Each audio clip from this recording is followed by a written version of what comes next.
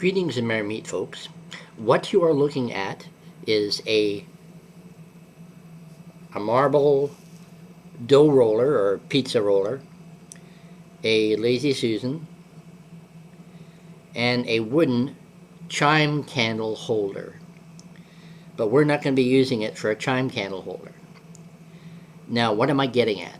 Well, we all know that crystals and stones resonate at a specific tone for each independent crystal, a frequency that's unique to the crystal or stone. Now, science has proven that crystals and gems and stones resonate with an energetic, single, stable frequency, depending on the stone, depending on the size, and that type of thing. Now, why am I showing you this? Well, I've come up with sort of an interesting idea. Now, most everyone has heard of crystal grids. Now, I'm not a big fan of crystal grids, but I was thinking about that. But I was thinking along the terms of music. Now, because each stone resonates at its own unique individual frequency, in musical terms, that's classified as a tone or a note on the musical scale. Well, for crystals, because the scale is so high, we normally can't hear it. But some people who are sensitive enough can hear it psychically. Now, imagine what would happen if you put a crystal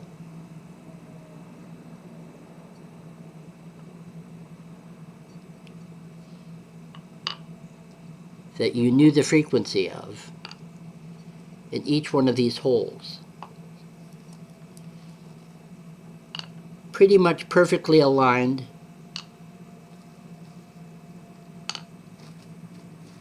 with what the frequencies in whole are. Now, for sake of argument, let's say we knew exactly what these frequencies are, all these different frequencies. And we place them in a point where musically, this is a bass note.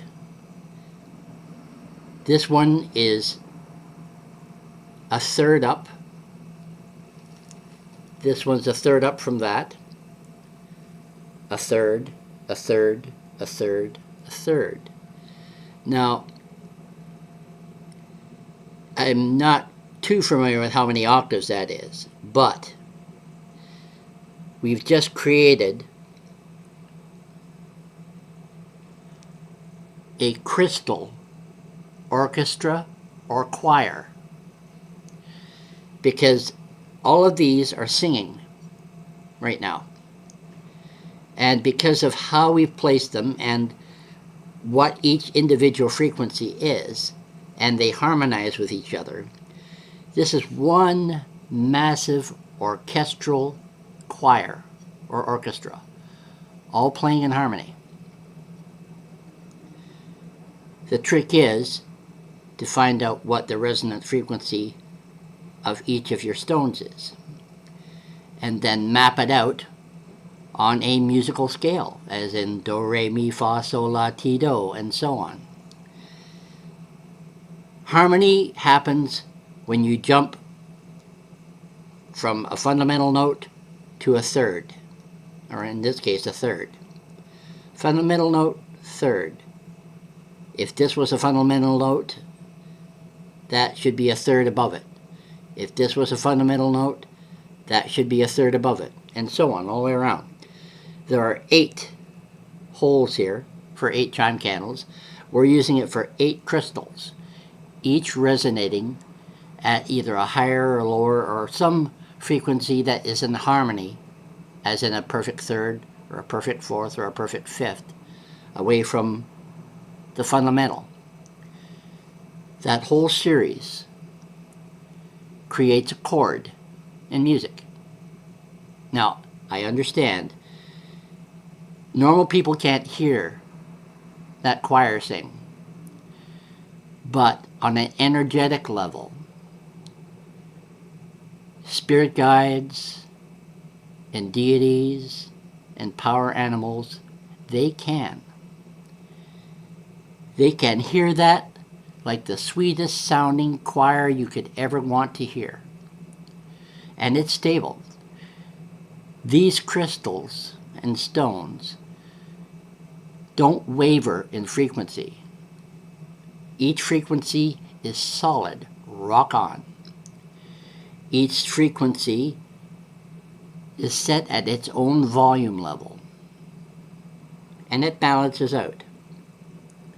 This is a crystal choir or orchestra. That's my concept, and I love it. That is the closest thing I'm going to get to a crystal grid.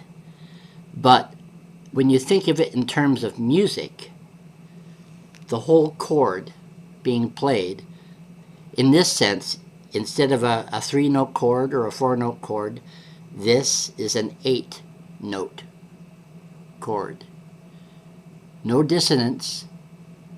Each crystal was picked because it is either a perfect third or a perfect fourth or a perfect fifth away from a fundamental note. You just have to make sure that the fundamental note is included on here so that harmony actually happens. Okay? But when you're working on your altar, I took this from my altar just to show you guys, but when you're working on your altar, it is, for the most part, a sacred space. And it exists not just in the material world, but it also exists past the veil. As the saying goes, between the worlds, in all the worlds. There is an energetic copy of this just on the other side of the veil.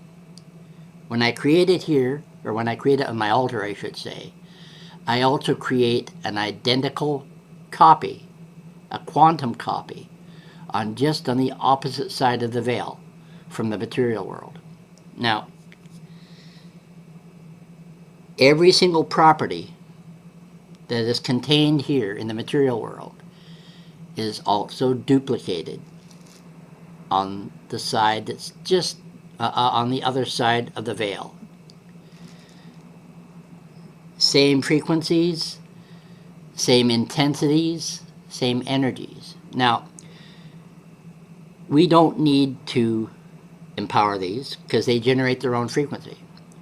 What we can do, though, is each one of these, we can give each one of these a complementary and harmonic intent for a larger ritual that we're going to do. Now, see what I'm doing here. For you, that looks counterclockwise, which is Widdershins. But for me here, I'm rotating it clockwise. So I'm starting a vortex by doing this. A musical, energetic, spiritual vortex. I'm creating like a little hurricane, an energetic hurricane. Or if you invert the hurricane, what am I doing? I'm sort of creating a cone of power. Isn't that brilliant? Anyway, as these generate no more, no less than what they're designed for, and they come out of the earth, building energy for this, if you wanted to use it like a cone of power, any external energy would have to come through you after you do your invocation pentacle, and charge it with your own energies, and also bring down energies from above, from what you perceive deity to be, and also from Mother Earth, from below, from what we understand earth energies to be, It blends, harmonizes, and builds. Anyway, this is a real short video. I just wanted to show you my thinking on this. Very interesting concept. And when I stumbled on this, it literally blew my socks off. Anyway, I'm Symbian. Merry meet, merry part, and merry meet again. Blessed be.